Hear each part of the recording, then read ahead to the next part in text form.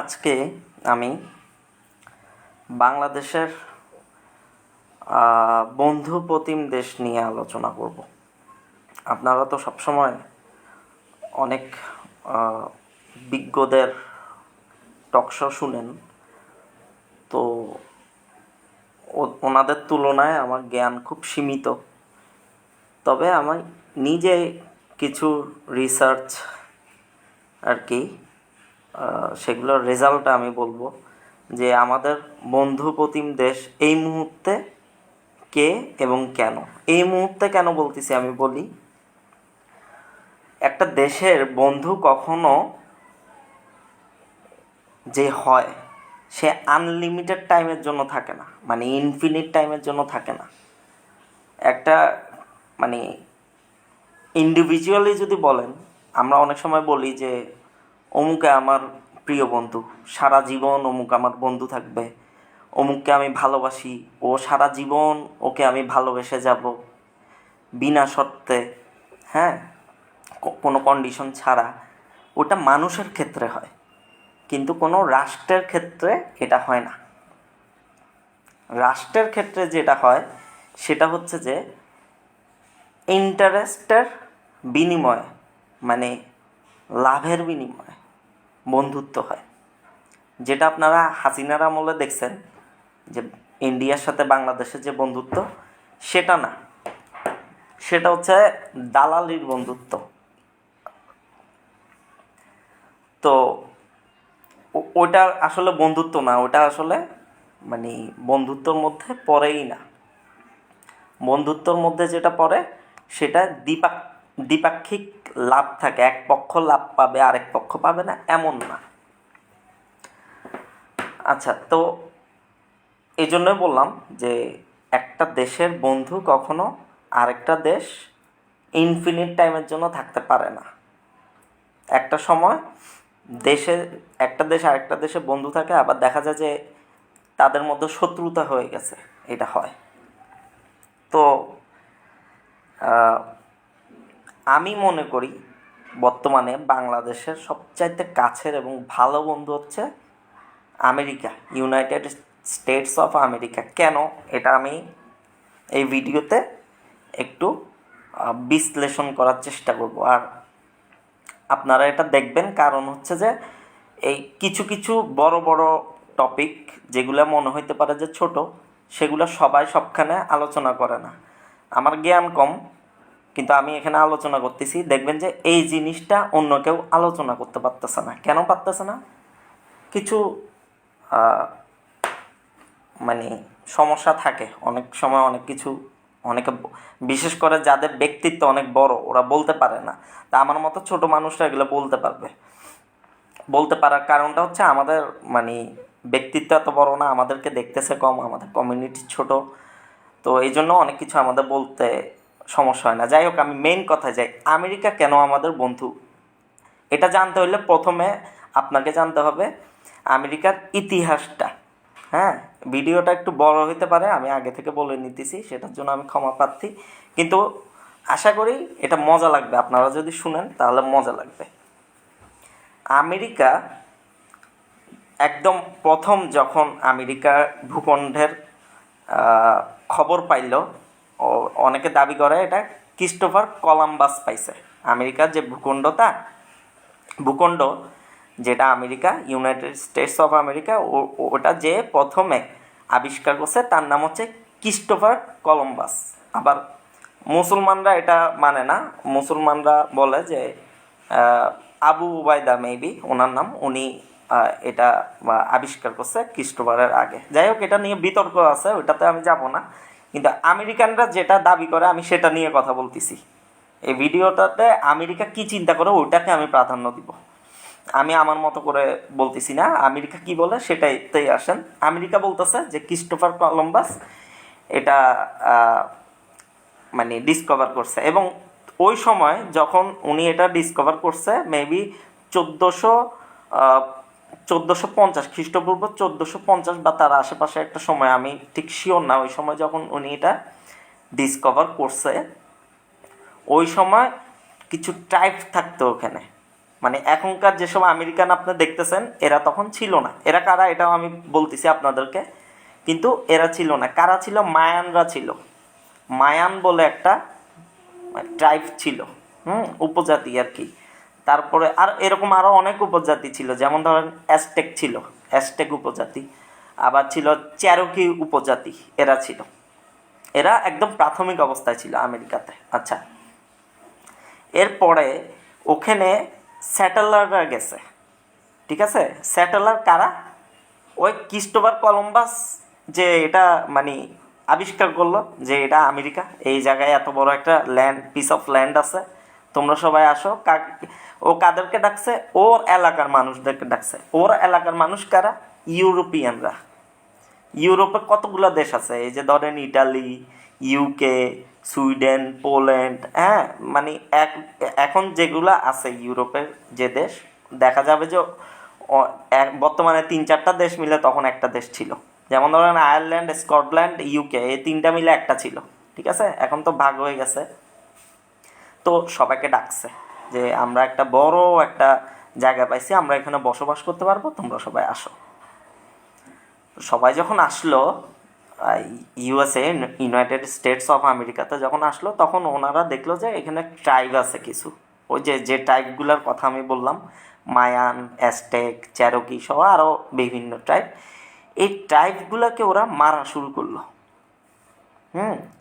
এবং মারতে মারতে এক সময় এদের মানে অস্তিত্ব বিলীন হয়ে যাবে, এরকম একটা অবস্থা। এই ট্রাইবগুলোকে মারতে মারতে মানে ওখানে আর ট্রাইব নেই। আচ্ছা, তারপরে এরপরের স্টেপ যেটা হয়েছে, আমি এটা প্রাথমিক স্টেপ বলছি, এর মধ্যে অনেক ঘটনা আছে, আমি শর্টকাটে বলতেছি। এরপরে স্টেপটা হচ্ছে মানে আমেরিকা ইতিহাসের কথা যদি বলি, এরপরে স্টেপটা হচ্ছে আমেরিকা নিয়ে ঝগড়া লেগে গেছে। কারা ঝগড়া রাখছে? ইটালি বলতেছে যে আমেরিকা আমাদের, ইউকে বলতেছে যে আমেরিকা আমাদের, ফ্রান্স বলতেছে না আমেরিকা আমার, ইটালি বলতেছে না তোমাদের কারণে আমেরিকা আমার। একটা ঝগড়া লেগে গেছে আমেরিকার মধ্যে। সবাই আমেরিকাকে দাবি করতেছে এবং এটা একটা মানে অন্তকন্দল লাগিয়ে গেছিল এবং এটা অনেকটা গৃহযুদ্ধের মতো হয়ে গেছিল। তখন আমেরিকাতে দেখা যাচ্ছিল যে ইউরোপিয়ান যারা আসছে সবাই নিজের দেশের জায়গা বলে আমেরিকাকে দাবি করতেছিল। তো ওই সময় কি হয়েছে, এখানের মধ্যে বললাম না একটা দীর্ঘ সময়ের গৃহযুদ্ধ টাইপ হয়ে গেছে। এদের মধ্যে একটা রিপাবলিক হয়ে গেছে, মানে হচ্ছে যে এদের মধ্যে থেকে কেউ কেউ বলতেছে যে যারা ওখানে জন্ম নিছে আমেরিকাতে, অথবা যারা মনে প্রাণে আমেরিকাকে ভালোবেসে ফেলছে, ওরা বলতেছে যে না, আমেরিকা ভূখণ্ডটাই আমার, আমি আমেরিকান, এটা America, United states of America বা আমেরিকা। এটা কোনো ফ্রান্স না, কোনো ইউকে না, কোনো ইটালি না, এটা হচ্ছে আমেরিকা, এটা আমাদের আমেরিকা, ওরা বলতেছে। তো একটা সময় দেখা গেছে যে এই যে রিপাবলিকান যারা যারা মানে নতুন করে একটা নাগরিক সমাজ গঠিত হইলো, যারা নিজেদেরকে আমেরিকান বলে দাবি করতেছে, যাদের পূর্বপুরুষরা কিনা ইউরোপিয়ান, তারা বলতেছে যে না আমরা আমেরিকান। ওদের সাথে আর পারে নাই। কারা পারে নাই? এই যে ইউরোপিয়ানরা, যারা দাবি করতেছিল যে এটা ইটালি, যারা দাবি করতেছিল এটা ফ্রান্স, যারা দাবি করতেছিল এটা ইউকে, ওরা আর পারে নাই। না পেরে কি করছে, ওরা চলে গেছে গা। এটা হচ্ছে আমেরিকার একটা সেকেন্ড স্টেপ, মানে বর্তমানে আমেরিকার যদি হিস্টোরি বলি, এটা one of most important second step ওই হিস্টোরির। এরপর কি হলো? এরপর আমেরিকা দেশ গঠন করলো এবং আমেরিকা বলল যে এখানে নির্বাচন হবে, যে নির্বাচনের মাধ্যমে একটা সরকার আসবে। এরপর সরকার আসলো, নির্বাচনের মাধ্যমে সরকার আসলো।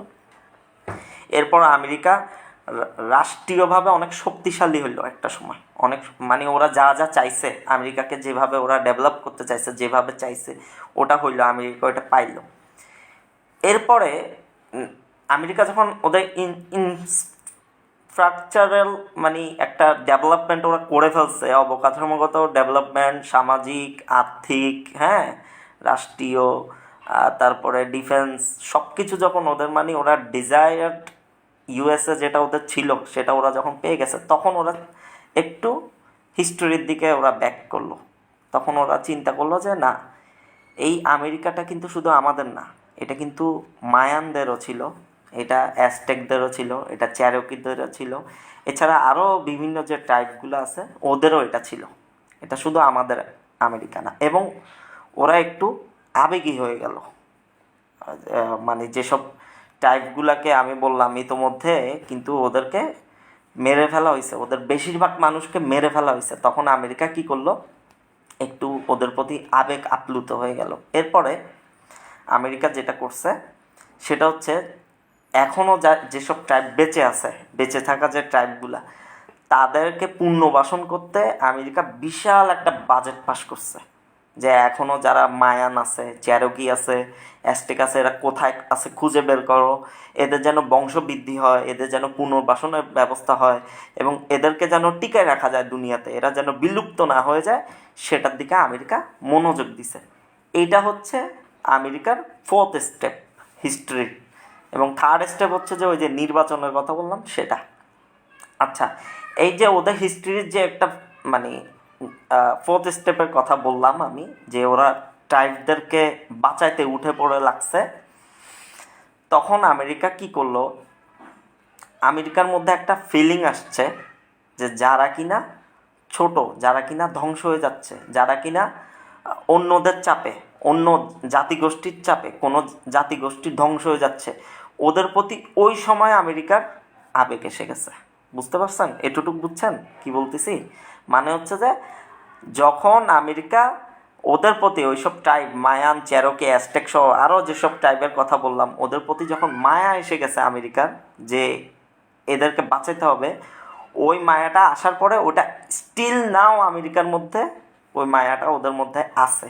ওরা যদি দেখে পুরো পৃথিবীতে যে কোনো জাতিগোষ্ঠী বিপন্ন হয়ে যাচ্ছে, বিলুপ্ত হয়ে যাচ্ছে, or about to be distinct, তখন ওরা কি করে, ওই জাতি সত্তাটাকে বাঁচাইতে উঠে পড়ে লাগে ওরা, আমেরিকানরা। তো এখন আপনি বলতে পারেন আমেরিকানরা যদি এত ভালো হয়, তাহলে ফিলিস্তিনে কেন আমেরিকানরা মুসলমানদেরকে মারতেছে? মুসলমানও তো একটা জাতি, কেন মুসলমানদেরকে মারতেছে? দেখেন, এই কোশ্চেনটা আপনারা কেউ আমাকে করেন নাই, কিন্তু এই কোশ্চেনটা আসবে একটা সময়। আমি লাইফটা এন্ড করলেও হয়তো কেউ কমেন্ট করতে পারেন যে মানে যে কোশ্চেনটা আমি করলাম এটা করতে পারেন। তো সেজন্য আমি নিজ থেকে এই কোশ্চেনটা আনলাম, এবং কোশ্চেনটা অ্যান্সার দিতে যাই আমি বলে রাখতেছি কোশ্চেনটা অনেক সেন্সিটিভ একটা কোশ্চেন, এবং এটার উত্তর দিতে আমার নিজেরও ভয় লাগে, কারণ আমি একটা মুসলমান, আমার গুনাহ হচ্ছে কিনা সেটাও চিন্তা করতে হয়। তবে আল্লাহ আমাকে মাফ করুক, আল্লাহর কাছে মাফ চেয়েই আমি আমার অ্যান্সারটা দিতেছি, যে কেন ইউএস মুসলমানদেরকে, ফিলিস্তিনের মুসলমানদেরকে মারতেছে। হ্যাঁ, আচ্ছা, কেন মারতেছে আমি বলি।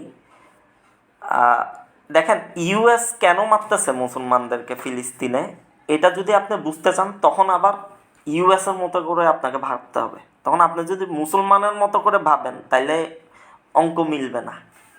আপনার ভাবতে হবে ইউএসের মতো করে।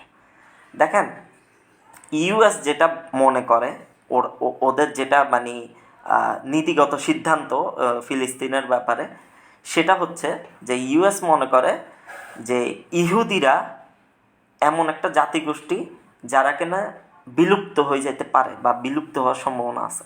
এটা আমেরিকার চিন্তা ভাবনা, আমার না, এটা আমেরিকার চিন্তা ভাবনা।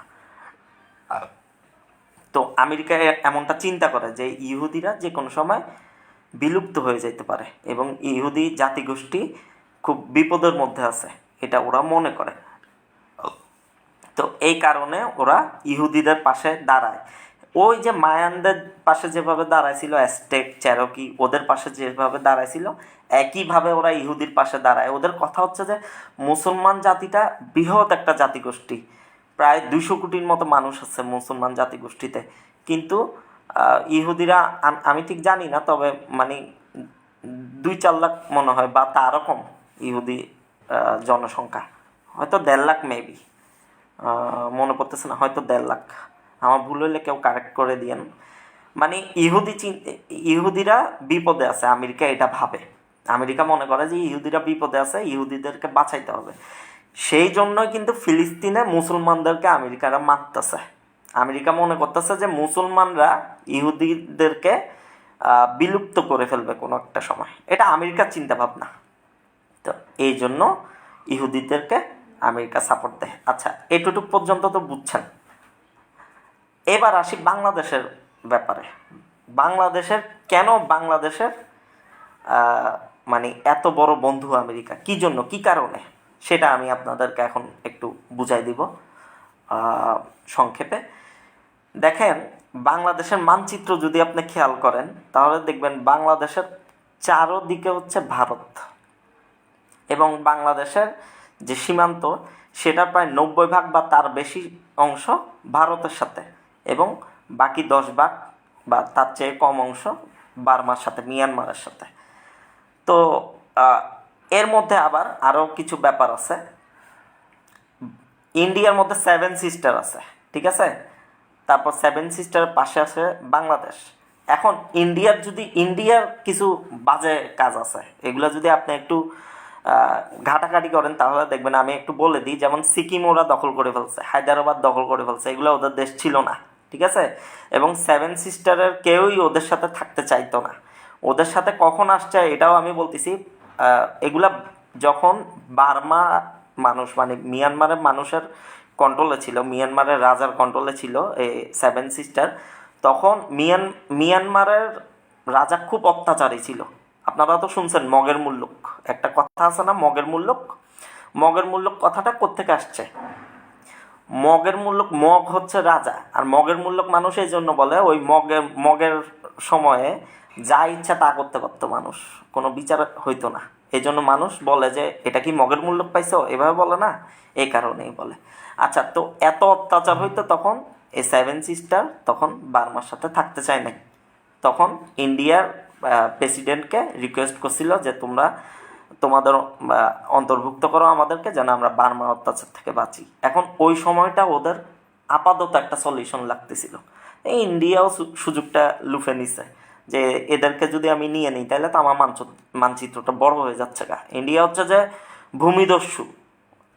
আপনি যদি রিসার্চ করেন, যত পিছে যাবেন খালি দেখবেন যে ইন্ডিয়ার যে চরিত্র, এটা ভূমিদস্যু চরিত্রটা পাবেন, অন্যান্য বাজে চরিত্রটা আছে, ওগুলো বললাম না আমি। যাই হোক, তো এখন ইউএস চিন্তা করে যে এই 7 সিস্টারের মধ্যে 7টা প্রদেশে 7 রকমের মানুষ, এবং ওদের মধ্যে ভিতরে প্রচুর নৃতাত্ত্বিক গোষ্ঠী আছে, ছোট ছোট জাতি গোষ্ঠী আছে ওই 7 সিস্টারের মধ্যে। তো এবং ইন্ডিয়া জন্মের পরে অনেক নৃতাত্ত্বিক গোষ্ঠী ধ্বংস হয়ে গেছে, বিলুপ্ত হয়ে গেছে। এই রেকর্ড ইউএসের কাছে আছে। ইউএস মনে করে যে এই যে 7 সিস্টারের মধ্যে যত দেশ আছে এদেরকে সেভ করা উচিত। Point number 1। পয়েন্ট নাম্বার 2 হচ্ছে যে বাংলাদেশের কথা যদি বলি তাহলে একটু পিছে যাইতে হচ্ছে। 71-এ আমাদের যে যুদ্ধটা হয়েছে, দেখবেন আমেরিকা বাংলাদেশকে সাপোর্ট দিছে। কেন সাপোর্ট দিছে বাংলাদেশকে? কারণ আমেরিকা মনে করে যে পাকিস্তান, ইস্ট পাকিস্তান আর ওয়েস্ট পাকিস্তান, এই দুইটা যদি ভাগ হয়ে যায় তাহলে এই বাংলাদেশকে মানে তৎকালীন ইস্ট পাকিস্তানকে ইন্ডিয়া খেয়ে ফেলবে, অথবা এই বাংলাদেশের যে জাতিগোষ্ঠীটা আছে এটা ধ্বংস করে ফেলবে ইন্ডিয়া। এটা ইন্ডিয়া করবে, এমনটাই ভাবতো আমেরিকা। তো এই জন্য আমেরিকা চায় না যে পাকিস্তান 2 ভাগ হোক। আমাকে এখন আবার মুক্তিযুদ্ধের বিরুদ্ধে শক্তি বানায় দিয়েন না। যেটা আমেরিকা চিন্তা করছে আমি সেটা বলতেছি। আমেরিকা কখনো চায় নাই যে পাকিস্তান 2 ভাগ হোক, কারণ যদি পাকিস্তান 2 ভাগ হয় তাহলে এখানের যে এই অঞ্চলের যে মুসলমানরা অথবা এই অঞ্চলে যে পাকিস্তানের যেসব জনগোষ্ঠী তারা বিলুপ্ত হয়ে যেতে পারে। এই ইন্ডিয়া ওদেরকে বিলুপ্ত করে দিতে পারে অথবা বিলুপ্ত করার জন্য কাজ করতে পারে ভবিষ্যতে। এই চিন্তা ভাবনা থেকে আমেরিকা কখনো চায় নাই যে পাকিস্তান 2 ভাগ হোক। কিন্তু রাশিয়া চাইছে। রাশিয়া হচ্ছে যে আরেক জিনিস, এরা নিজেদের স্বার্থ ছাড়া কিছু বুঝে না। এবং আমি তো প্রথমেই বলছি যে দ্বিপাক্ষিক যেসব সম্পর্ক এগুলো হয় স্বার্থের ভিত্তিতে, এটা কোনো দোষের কিছু না। রাশিয়া ওদের স্বার্থ চাবে, ইন্ডিয়া ওদের স্বার্থ চাবে, বাংলাদেশ ওদের স্বার্থ চাবে, আমেরিকা ওদের স্বার্থ চাবে, এটাই স্বাভাবিক। কিন্তু বাংলাদেশ কেন নিজের স্বার্থটা চাবে না? বাংলাদেশে কেন হাসিনা থাকবে, সেটা হচ্ছে প্রশ্ন। আচ্ছা, যাই হোক, আবার আমি ফিরে আসি। তো পয়েন্ট নাম্বার 1 বললাম যে 7 সিস্টারের কথা বাংলাদেশের ব্যাপারে। পয়েন্ট নাম্বার 2 হচ্ছে যে বাংলাদেশ পাকিস্তান 2 ভাগ হোক, এটা কখনো আমেরিকা চাইতো না। পয়েন্ট নাম্বার 3 হচ্ছে এখন যখন বাংলাদেশ আলাদা হয়ে গেছে পাকিস্তান থেকে, তখন আগে ইউএসএ এই অঞ্চলে চিন্তা করতো কি 7 সিস্টারকে নিয়ে, এখন চিন্তা করতেছে বাংলাদেশকে নিয়েও চিন্তা করতেছে। আগে তো ও চিন্তা করতেছে 7 সিস্টার মানে একটা সময় বিলুপ্ত হয়ে যাবে, এরা থাকবেই না, অথবা বিলুপ্ত না হোক, ওদের সমস্যা কেন হবে? একটা ক্ষুদ্র জাতিগোষ্ঠী একটা বৃহৎ জাতিগোষ্ঠীর দ্বারা শোষিত কেন হবে? এটা আমেরিকা চায় না, এটা ওদের নীতিগত সিদ্ধান্তের পরিপন্থী, সেজন্য ওরা এটা চায় না। আচ্ছা, তো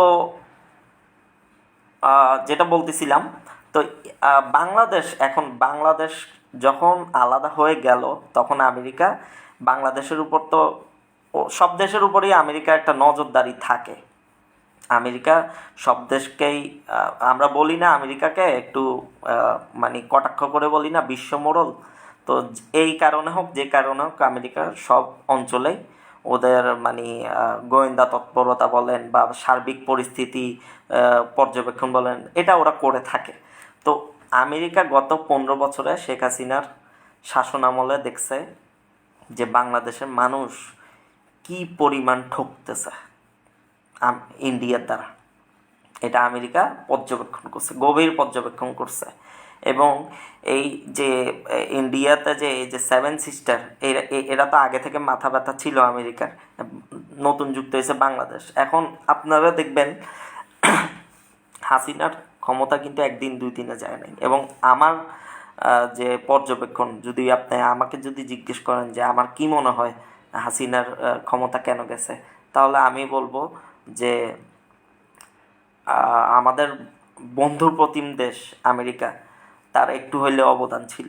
এবং এটাকে আমি পজিটিভ হিসেবে দেখতেছি, আমি খারাপ হিসেবে দেখতেছি না। আর আমি মনে করি যে শয়তানের সাথে শয়তানের মতো খেলা উচিত। আমেরিকা যদি হাসিনাকে বলতো যে তুমি গণতন্ত্র দাও, তাহলে হাসিনা তো বুঝাই দিত না। এই জন্য হাসিনা যেরকম ওর সাথে এইভাবে খেলছে। আর আমরা তো সবাই জানি যে আমেরিকা খেলোয়াড়, পাক্কা খেলোয়াড়, খেলছে, ভালো হয়েছে, আমি খুব খুশি। তো এখন বাংলাদেশের বর্তমান পরিস্থিতি যদি আমরা একটু চিন্তা করি যে বর্তমানে বাংলাদেশে কী অবস্থা, বাংলাদেশ কি ইন্ডিয়া দ্বারা মানে কোনো বিপদের সম্মুখীন হবে কিনা, বা ইন্ডিয়া কোনো খারাপ কিছু ঘটায় দিবে কিনা, দেখেন এই ব্যাপারে ইনশাল্লাহ আমার যদ্দূর মনে হয় আর কি চিন্তা করার কিছু নাই। কেন নাই আমি বলি, ইন্ডিয়ার দুর্বলতা কি আমেরিকা জানে, বাংলাদেশ জানে না।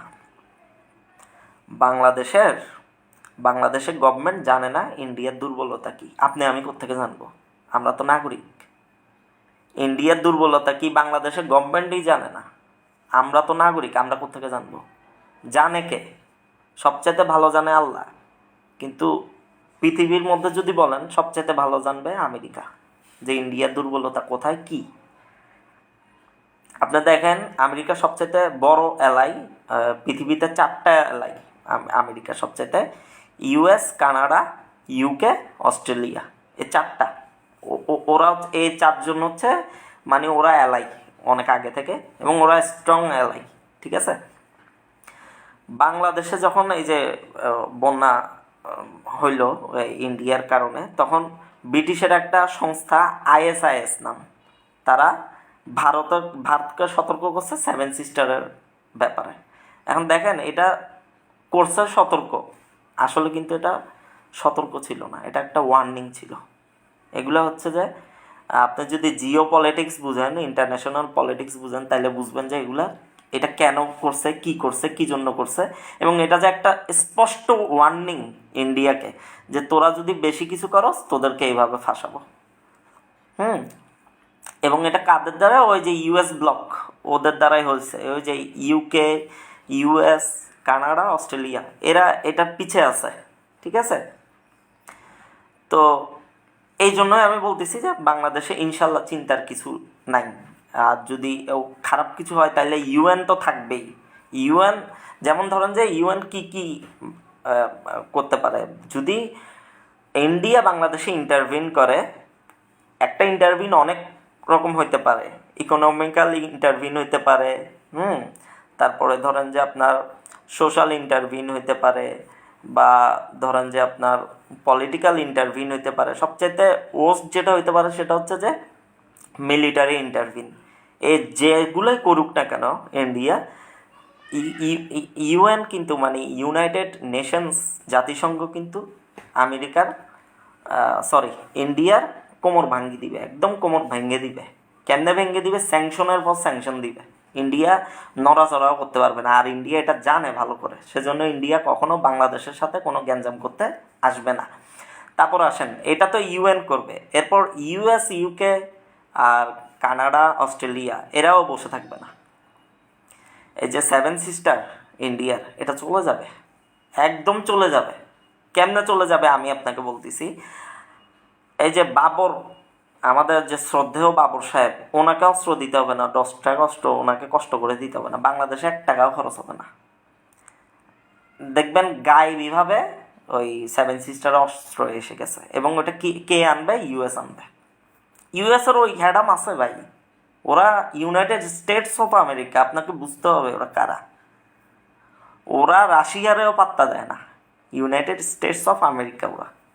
ওদের ওই ক্ষমতা আছে, ওরা 7 সিস্টারে অস্ত্র পাঠাবে। এখন বলতে পারেন আমাকে যে ওরা এতদিন কেন পাঠায় নাই? ভাই, এতদিন যদি ওরা পাঠাইতো ধরা খাই যেত, কিন্তু এখন একটা উসিলার মাধ্যমে যখন পাঠাবে তখন ওদের ক্ষতিটাও হবে না, ধরাও খাবে না, ধরা খাইলেও কেউ কিছু বলতে পারবে না।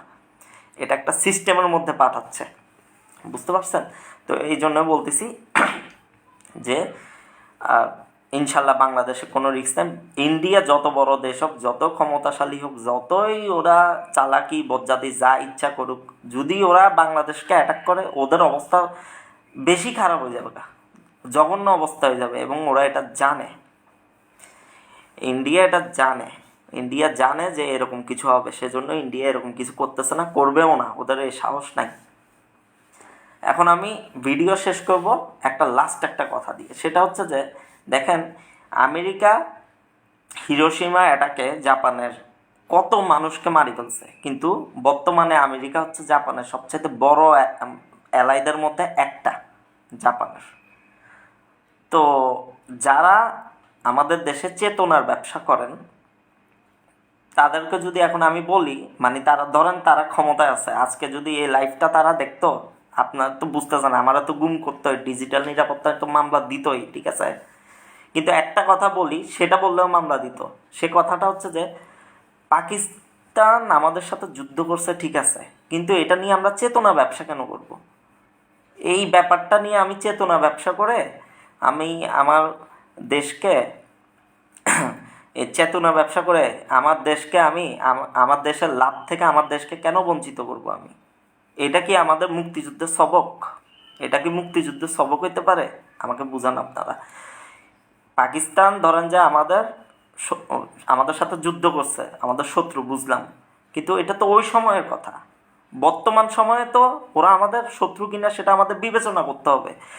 আর আমাদের না, মূলত রাষ্ট্রের শত্রু কিনা। রাষ্ট্র কিন্তু কোনো মানে মানুষ না, রাষ্ট্রের যে একটা সত্তা আছে, নিজের একটা সত্তা আছে, বাংলাদেশ বলে একটা সত্তা আছে, বাংলাদেশের সংসদের একটা সত্তা আছে, এটা তো আপনারা তো বুঝতেছেন। সেই সত্তাটার বন্ধু এই মুহূর্তে কারা, সেটা কেন আমরা দেখব না? পাকিস্তান যদি আমাদের বন্ধু হয় এই মুহূর্তে, ওদের সাথে আমাদের বন্ধুত্ব করতে হবে। দেখেন, একটা রাষ্ট্রের সাথে আরেকটা রাষ্ট্রের বন্ধুত্ব এবং শত্রুতা, সেটা নির্ধারিত হয় সময়ের উপর।